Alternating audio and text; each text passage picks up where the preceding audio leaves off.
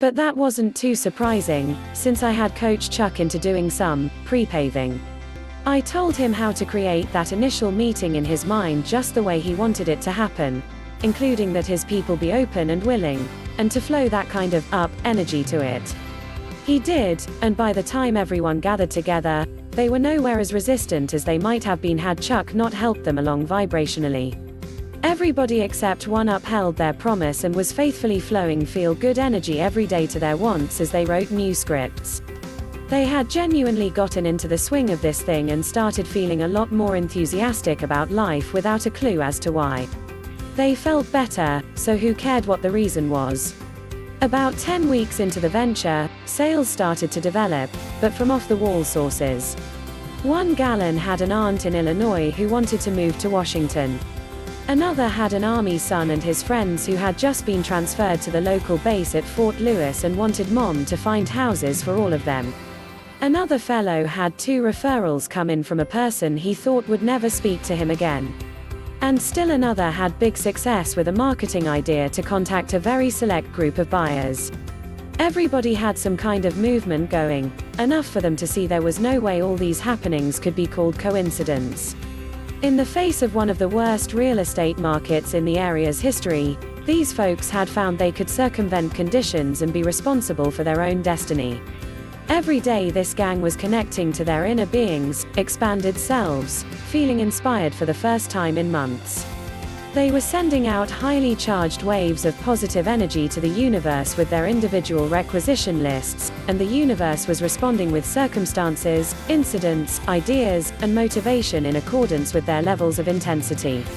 Best of all, it became infectious, and apparently still is. The guy who didn't care to participate in the experiment ended up quitting the business. The last we heard, he was living off his wife's retirement income. The $100 trick. An old belief, or any belief, is nothing but a vibrational habit that we respond to like trained seals. Put another way, we have pretty strong attachments, beliefs, to what we've been taught, and even stronger attachments to what we've lived. Yet those old beliefs we hang on to, and respond to, are nothing more than the way we used to think life worked, like having to struggle. For instance, something comes up in our world, hits an old belief, and we start vibrating negatively over this thing out of sheer habit. Just out of habit. So our goal here is to find anything at all to break those old vibrational habit patterns of thought. Well, here's a pip. It falls under that same category of needing to provide ample outlets for money to flow to, meaning, we've got to give the energy of money oodles of outlets to flow through and to before it can start flowing all around us. Judging from my own, as well as my friends' experiences, this one's a sure winner. Get a $100 bill, or the biggest bill you can possibly afford, don't skimp. And stick it in your wallet. Now, go shopping. If you can manage a full day, great. If not, go for a lunchtime in the mall, or someplace where there are lots of shops. You're looking for everything you'd like to buy with that $100. Maybe it's a Walkman, or a pair of slacks, or a football, or a new dress, or some tools, or a bed cover. Anything at all that turns you on that you'd like to own. You still have that $100 in your pocket, so you say to yourself, while you feel your delight, wow, I could buy that with my $100, no problem.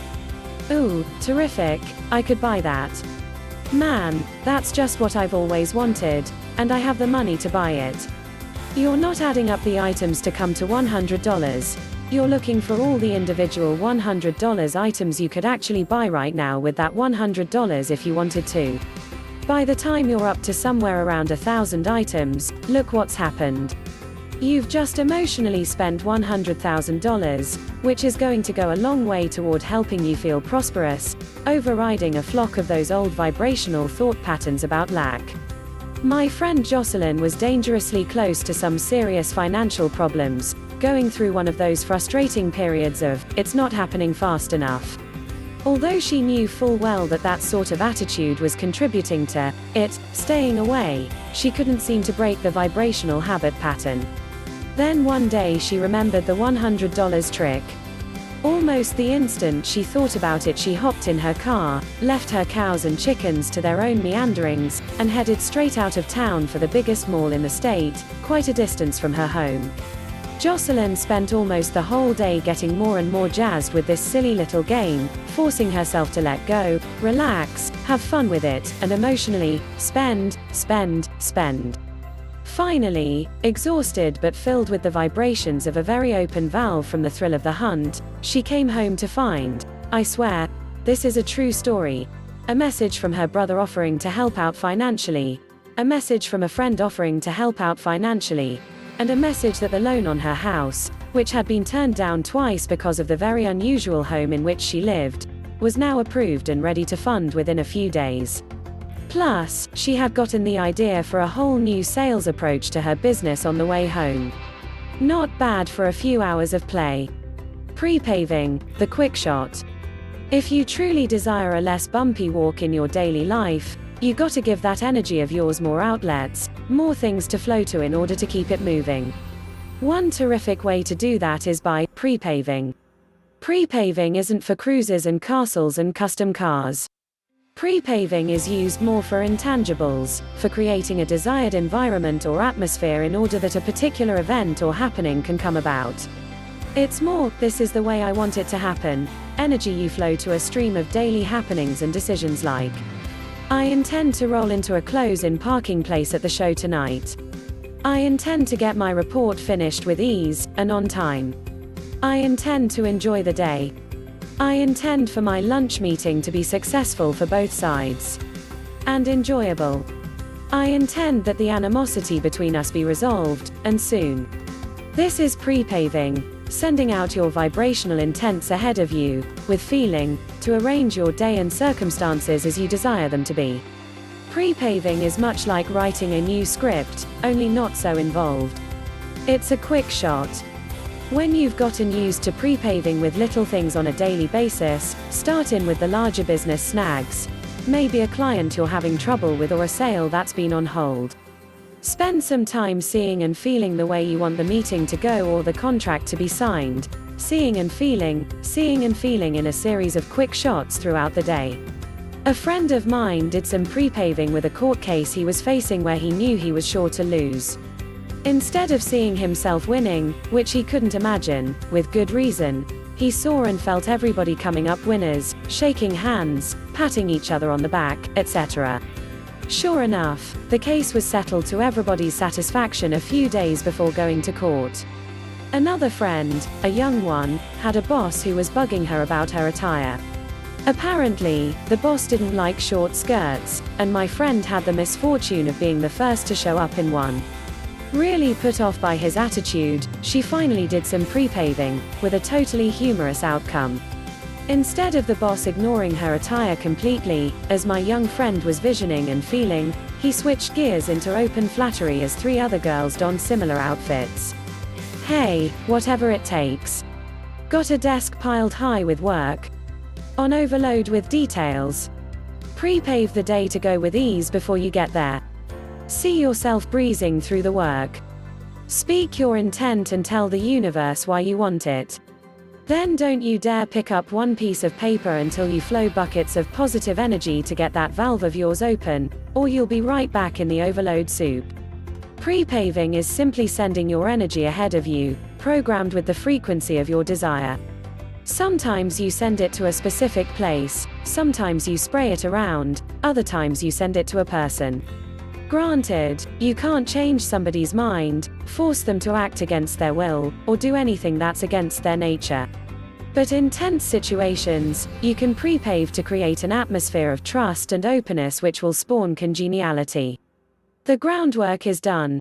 The rest is up to you, and your guidance, when you get there. Tell the universe what you want, flow a batch of pure positive buzzing to it, feel what it would be like to have it come about, then know it's going to happen. That's pre-paving. The universe is sales manager. Business is slow, and you want to generate more profits. Maybe you're thinking you should add more sales staff, or merge, or go for a bigger ad budget.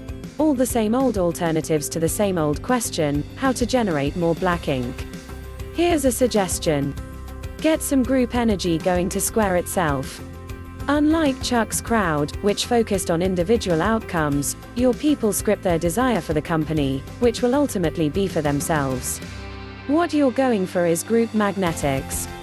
The focused energy of any group squares itself in strength, whether positive or negative energy, so you could be talking some incredible dynamics here. If you have only 2 people with their energy focused on one goal, that energy squares itself by 2, so it becomes the equivalent of 4. However, if you have a bunch of people blasting away at one goal, now you're talking serious magnetics, and a tremendous potential for change, providing most don't revert back to can't be done kind of thinking. Contrary to the widespread belief held since the Industrial Revolution, generating more dollars above the line is not about hiring more sales staff to whack out the sales. It's about getting the staff you have into the habit of expectation by mentally and emotionally writing new corporate scripts. Every successful company has done precisely that, no matter what they've called it in-house: brilliant contract, terrific ad campaign, good pricing, dazzling product, motivated sales staff. If the majority of employees don't expect it to happen, it won't. However, if you can get everyone in your group feeling the excitement of a contract being awarded, feeling pride for the guy who got it signed, feeling a considerable new crowd of customers in the store, seeing success happening while feeling the value of their own contributions to that success, the exponential force of this type of magnetics is colossal. It will change forever the way you do business. Just remember, it's not about money, it's about how you're flowing your energy. The money will come when you stop looking at how much of it you don't have. You can't look at not enough money and feel anything but negative emotion, which disallows the flow. So find more ways to open your valve. Instruction books always accompany inspiration, so forget the how-tos. They'll appear. Emotionally spend the money you want, again and again and again, to give the energy outlets into which to flow. You can't say, give me X amount of dollars and then I'll decide what to do with it. Decide what to do with it first. That's the asking that allows the energy to move in. The energy of money needs outlets. No outlets, no money. Make a habit of emotionally spending. Observe all sorts of things while you're driving around and start saying, I'd like that. Ooh, I'd like that, too. Wow, look at that. That's for me. And that, and that, and that, and that, while you get into the feeling place of having them. Now you've got want momentum going and will find yourself being pulled into circumstances that will either bring the most intense of those desires into your reality, or create openings to allow others to pop in. Open to receive. Put those signs all over your house, open to receive. Place your intent that you are going to lower your resistance to shoulds and shouldn'ts, and that you're going to learn how to receive. Make it a want. I want to learn to receive. Then get over the guilty victim mode that says you're only a good person when you're giving. That's dogmatic hogwash. Don't take score too soon. You can't write a script today and say, where is it, tomorrow.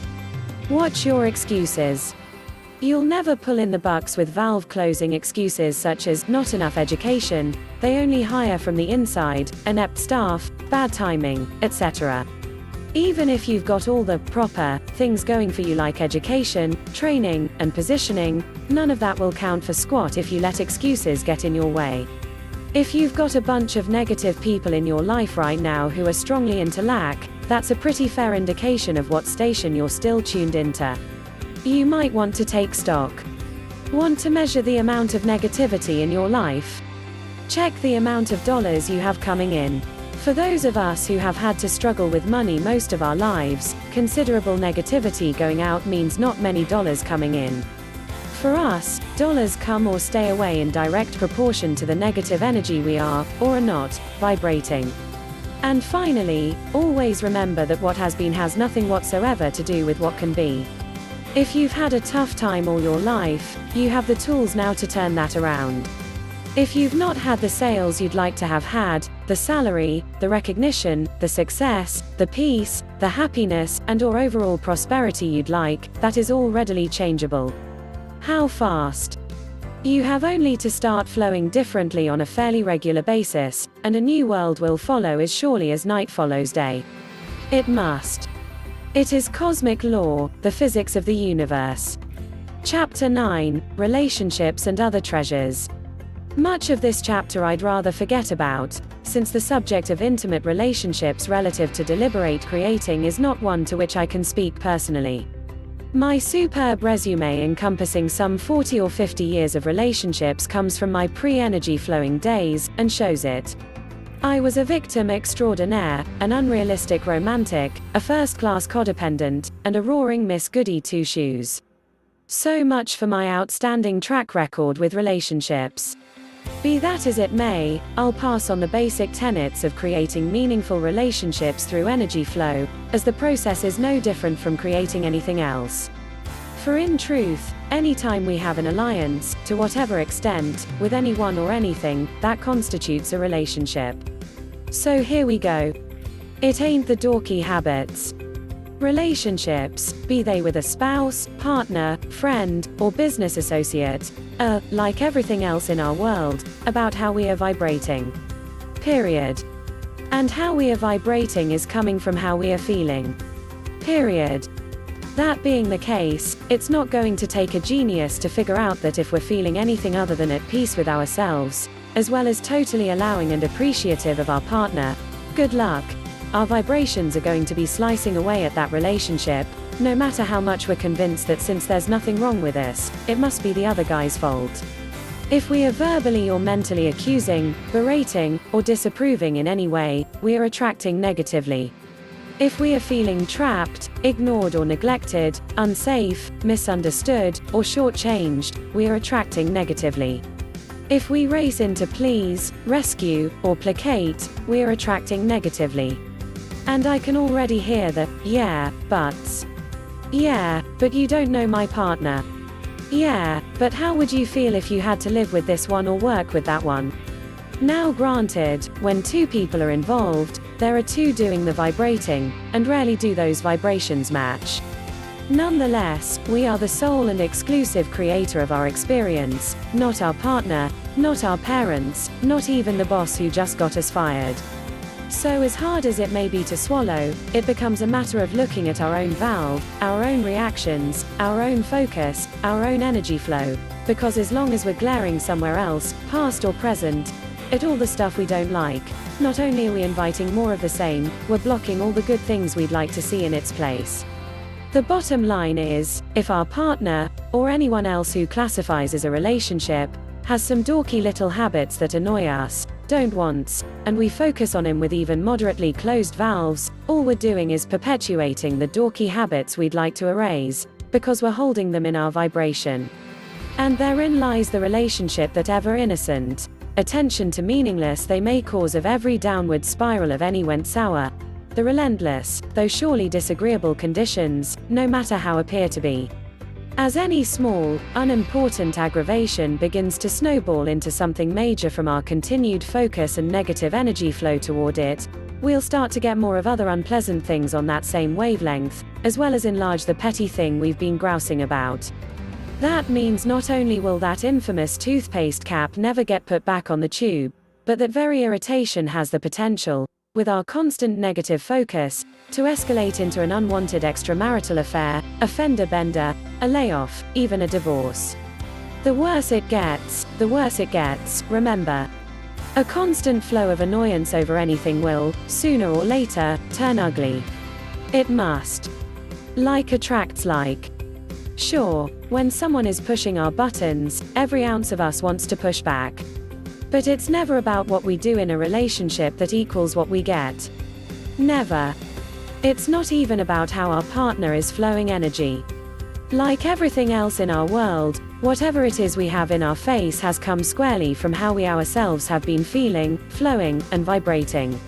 There's just no other way to put it.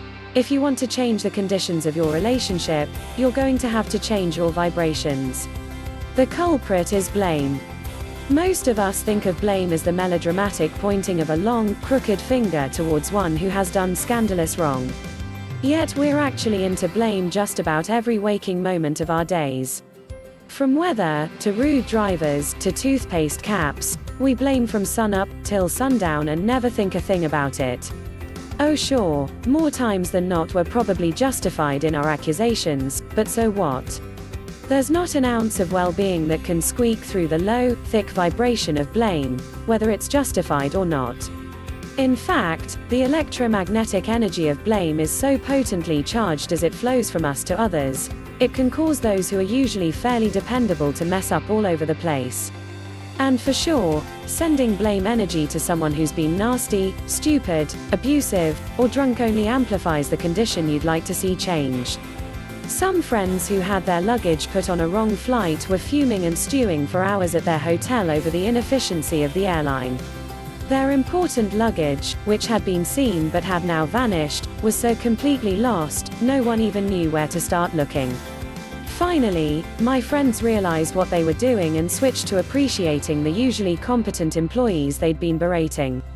Within minutes. They received the call that the luggage was found and would be delivered within the hour. Prior to their change of attitude, the buckets of angry, blameful energy they were sending out were causing the airline workers to turn a minor incident into a snarled-up mess. A lender to whom I had submitted a loan called to tell me they couldn't find an important original paper I knew I had sent. As I was crabbing over the incompetence of their staff, the phone calls kept getting worse.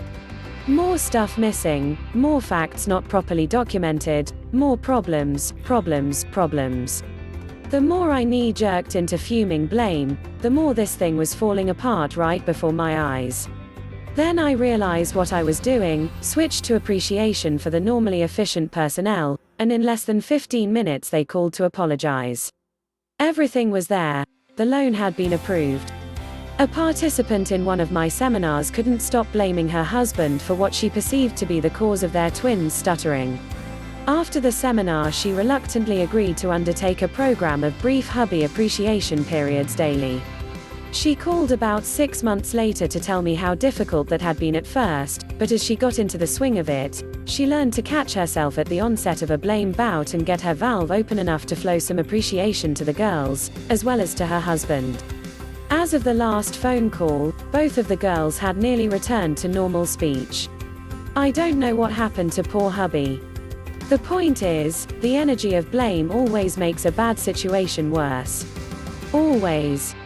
Let's say there's a bunch of things in a partnership we don't like, some big, some just trivial little things we might even think we're ignoring. But little does not exist, and little is usually our biggest problem. If something is big enough for us to label, even if that label is little, there's no way we can say we're ignoring it or accepting it. We're focusing on the bloody thing, so obviously, we're flowing energy to it and making it bigger. The bottom line is that if we're bothered by something, whether our being bothered is justified or not, we're attracting negatively. That's the way of it. It may be only a mild annoyance over clothes hung backwards. Or it may be as terrible as the fear of abuse. But regardless of the emotional intensity, that negative attention to what is will always cause even greater problems, because that's the script we're writing. True, we can't paint on another's canvas if they don't want it painted on. If someone doesn't want to change, writing a new script or appreciating probably won't accomplish much except get our own valve open. In fact, once we're flowing that kind of energy, the strong possibility exists that the other guy may buck like a spurred yearling and not want any part of whatever it is we're offering, which could well mean we might be looking at a pulling apart. That's magnetics. If you're with someone who strongly desires not to change, and you do, universal physics will probably split you up and keep you that way. Yes, that may sound fearful, but ask yourself why you'd want to stay with someone who creates their life through negative energy flow. So never mind your partner's valve. In fact, never mind your partner. Take your focus off what's going on around you and insist to yourself that you get your own valve open any way you can, no matter what. No matter what.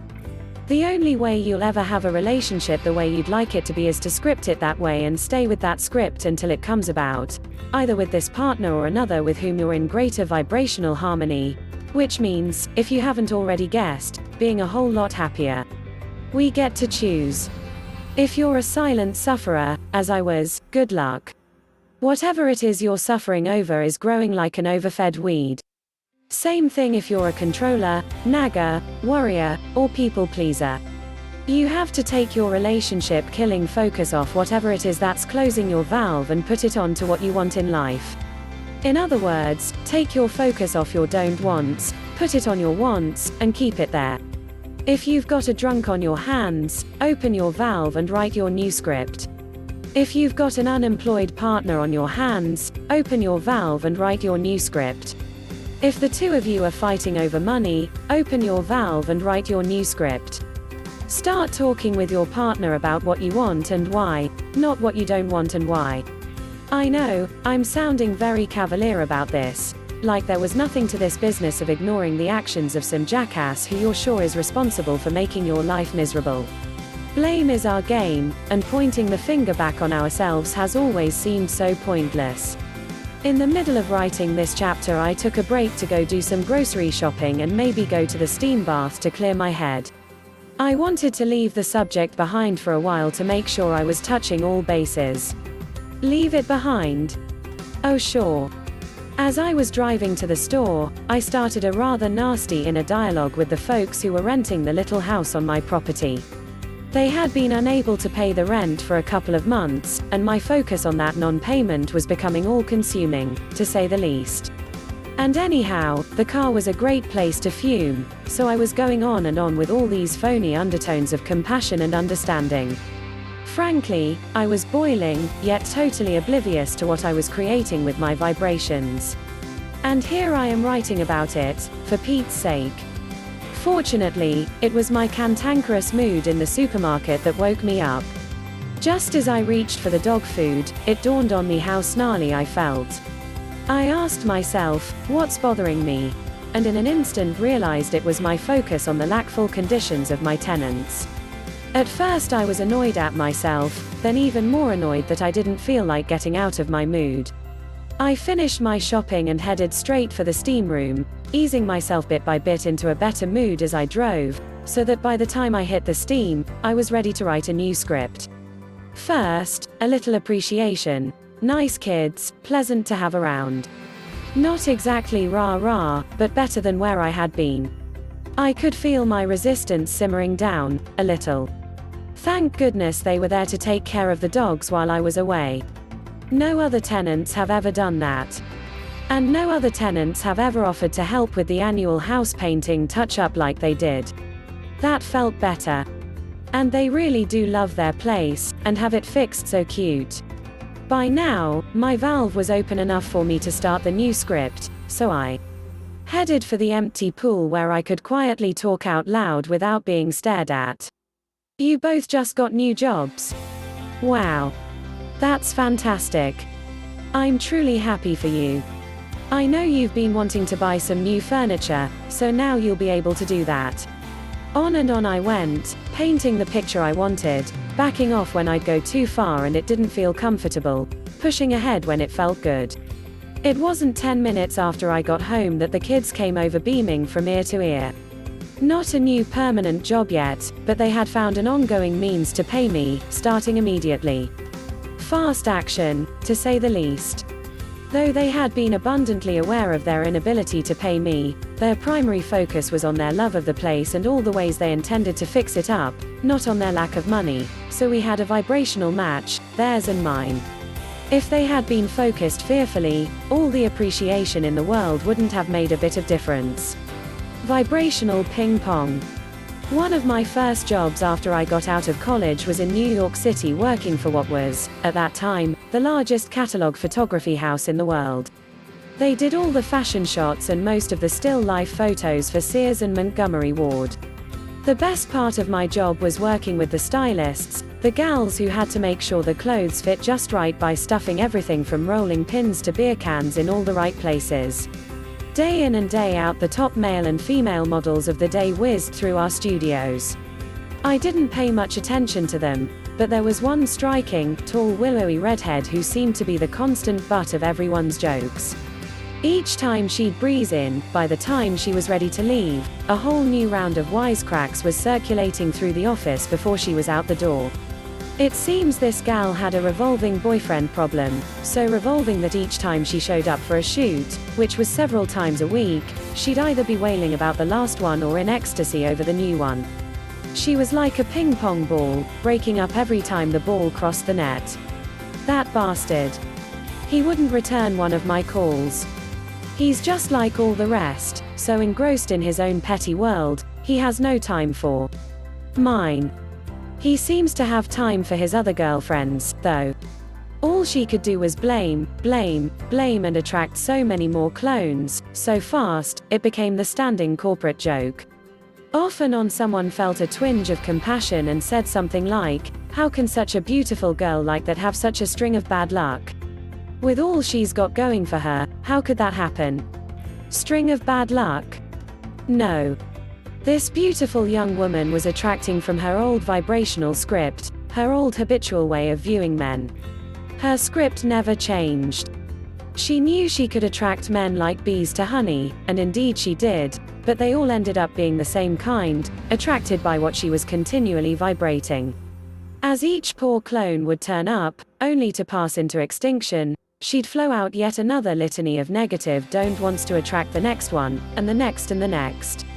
Since her dominant vibration regarding her string of ex-boyfriends was always that rotten person, that's all she ever attracted, rotten person, replicas. The blame she held in her memories sent out such powerfully magnetized vibrations, there was never a chance for a different kind of relationship to activate. To forgive is to what? First comes blame, and then comes what? Forgiveness. Maybe. Maybe not.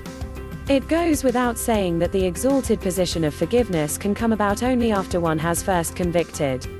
Which means the way we usually look at forgiveness is not much different from blame. Which means we rarely, genuinely, forgive. Something happens, somebody says something, and then like the trained seals we are, we vibrationally bark back. If we'd let it go at that, we'd be in great shape. But we continue to allow our negative emotions to spill out all over the place, and bham. We're into the blame mode. But now let's say that we've decided to forgive somebody. How nice. Here's the flash. Forgiveness is a releasing of our resistance to positive energy, not the transgressors at whom we are so benevolently aiming our forgiving smile. Forgiveness is about forgetting the thing ever happened in the first damn place. Ho ho. Usually when we forgive, we are acknowledging that whoever we're forgiving has done a wrong, which is probably true.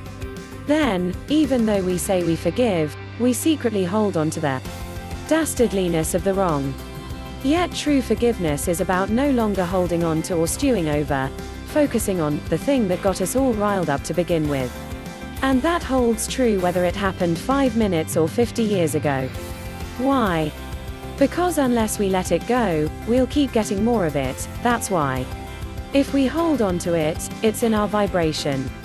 And if it's in our vibration, we're either going to attract it, or something similar in vibration. Over and over and over. If there's a need to forgive, there had to be judgment or blame preceding that need, otherwise there'd be no reason to forgive. And judgment or blame means we're focusing on a don't want.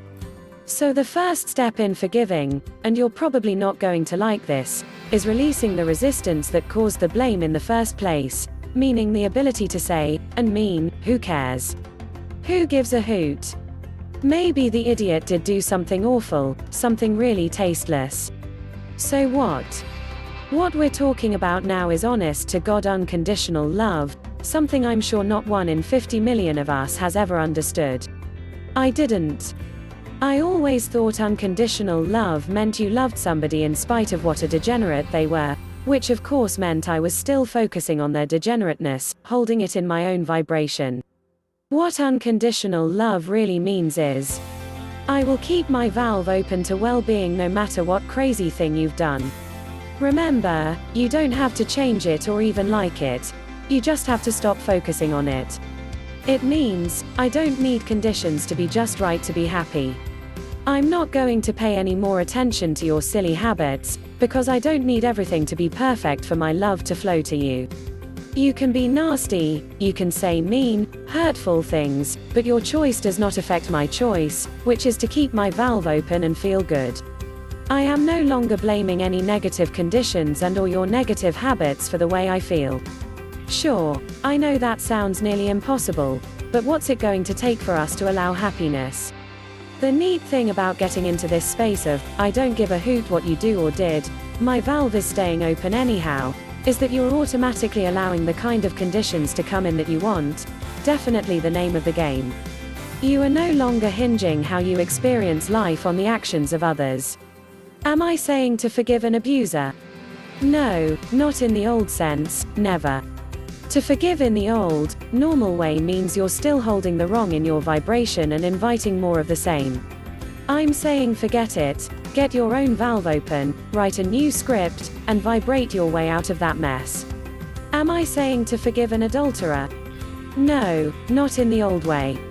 If the agreement between the two of you is monogamy, I'm saying forget it and get your own valve open if you don't want it repeated in this relationship or the next. Either you're going to vibrationally pull in the harmony you desire, or a new mate. So am I saying, don't forgive? Good gravy, no.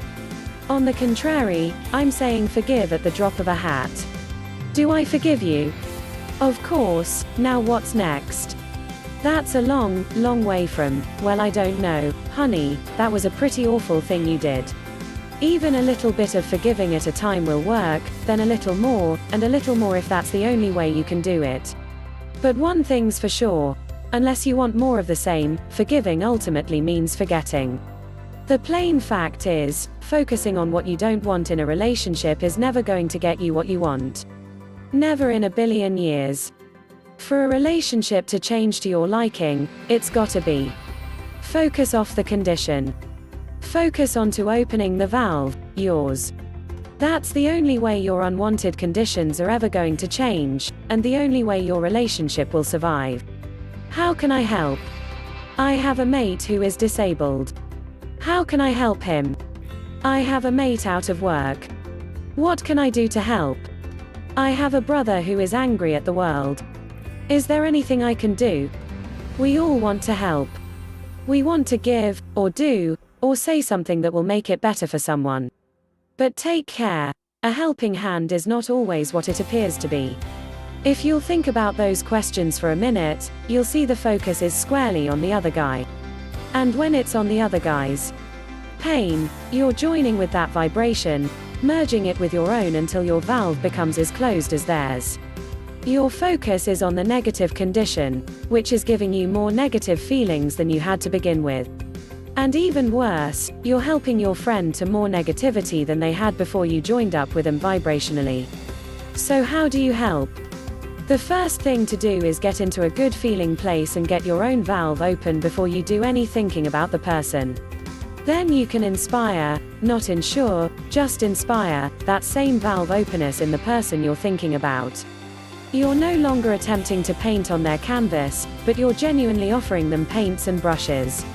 On the other hand, if you keep thinking about how awful it is that your someone has cancer, or is out of a job, or just had their house burned down, that lackful vibration stands to reinforce the lackful vibration they're already in. Instead, as you think about them, see them the way you want them to be. If there's anything within him wanting to move forward, your bursts of positive, loving energy will have a strong influence on their thinking, feeling, and being. That's why prayers for the sick so rarely work. When we see the one for whom the prayer is being offered as being deficient in some way, we're coming from a place of lack. We are viewing that person as deficient in some way, when in fact they are every bit as adequate as any power in the universe. They've just forgotten, and for a time, so did those of us doing the praying.